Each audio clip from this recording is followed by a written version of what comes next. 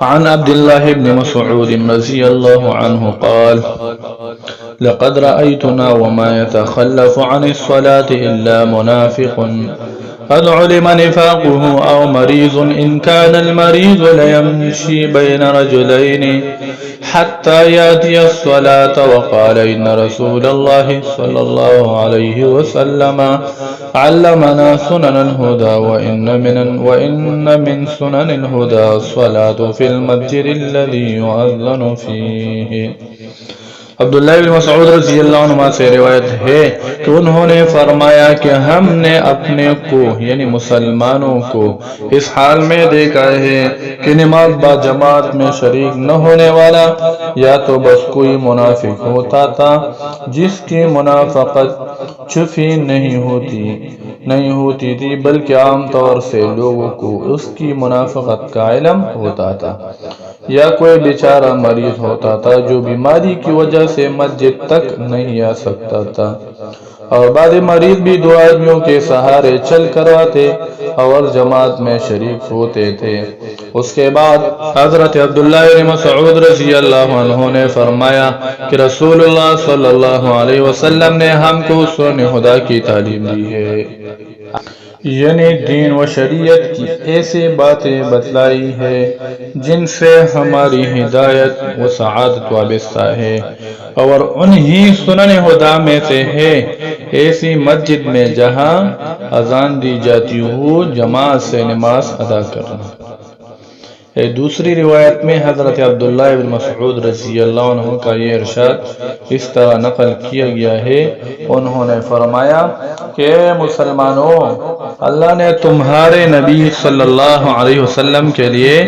سنن خدا مقرر فرمائی ہے، یعنی ایسے اعمال کا حکم دیا ہے جو اللہ تعالیٰ کے مقام میں قرب و رضا تک پہنچانے والے ہیں، اور یہ 5 نمازیں جماعت سے مسجد میں ادا کرنا انہی سنن خدا میں سے ہے۔ اور اگر تم اپنی گھروں ہی میں نماز پڑھنے لگو گے جیسا کہ آدمی جماعت سے الگ اپنے گھر میں نماز پڑھتا، یہ زمانے کے کسی خاص شخص کی طرف اشارہ تھا، تو تم اپنے پیغمبر صلی اللہ علیہ وسلم کا طریقہ چھوڑ دو گے، اور جب تم اپنے پیغمبر کا طریقہ چھوڑ دو گے تو یقین جانو کہ تم راہ ہدایت سے ہٹ جاؤ گے اور گمراہی کے غار میں جاؤ گے۔ رسول اللہ صلی اللہ علیہ وسلم کے جلیل القدر صحابی عبداللہ بن مسعود رضی اللہ عنہ نے اپنی ارشاد میں فرمایا ہے کہ 5 وقت کی نماز جماعت سے مسجد میں ادا کرنا رسول اللہ صلی اللہ علیہ وسلم کی تعلیم فرمودہ سنن خدا میں سے ہے، یعنی آپ کی ان اہم دینی تعلیمات میں سے ہے جن سے امت کی ہدایت وابستہ ہے۔ آگے آپ نے یہ بھی فرمایا کہ جماعت کی پابندی ترک کر کے اپنے گھروں ہی میں نماز پڑھنے لگنا رسول اللہ صلی اللہ علیہ وسلم کے طریقے کو چھوڑ کر گمراہی اختیار کر لینا ہے۔ اسی کے ساتھ آپ نے یہ بھی فرمایا کہ اس امت کے اس اولین دور میں جو مثالی اور معیاری دور تھا، منافقوں اور مجبور مریضوں کے علاوہ ہر مسلمان جماعت ہی سے نماز ادا کرتا تھا، اور اللہ کے بعد صاحب عزیمت بندے تو بیماری کی حالت میں بھی دوسروں کے سہارے آ کر جماعت میں شرکت کرتے تھے۔ ابو ہریرہ رضی اللہ عنہ سے روایت ہے کہ رسول اللہ صلی اللہ علیہ وسلم نے فرمایا کہ منافقوں پر کوئی نماز بھی فجر و عشاء سے زیادہ باری نہیں ہے، اور اگر وہ جانتے کہ ان دونوں میں کیا اجر و ثواب ہے، کیا برکتیں ہے، تو وہ ان نمازوں میں بھی حاضر ہوا کرتے، اگرچہ ان کو گھٹنوں کے بل گھسیٹ کر آنا پڑتا، یعنی اگر بالفرض کسی بیماری کی وجہ سے وہ چل کر نہ آ سکتے تو گھٹنوں کے بل گھسیٹ کے گھس کٹ کے آتے۔ اس کے بعد آپ صلی اللہ علیہ وسلم نے ارشاد فرمایا کہ میرا جی میں آتا ہے کسی دن میں مؤذن کو حکم دوں کہ وہ جماعت کے لیے اقامت کہے، پھر میں کسی شخص کو حکم دوں کہ میری جگہ وہ لوگ کی امامت کریں، اور خود آگ کے پتیلے ہاتھ میں لو اور ان لوگوں پر یعنی ان کے موجود ہوتے ہوئے ان کے گھروں میں آگ لگا دوں جو اس کے بعد بھی یعنی اذان سننے کے بعد بھی نماز میں شرکت کرنے کے لیے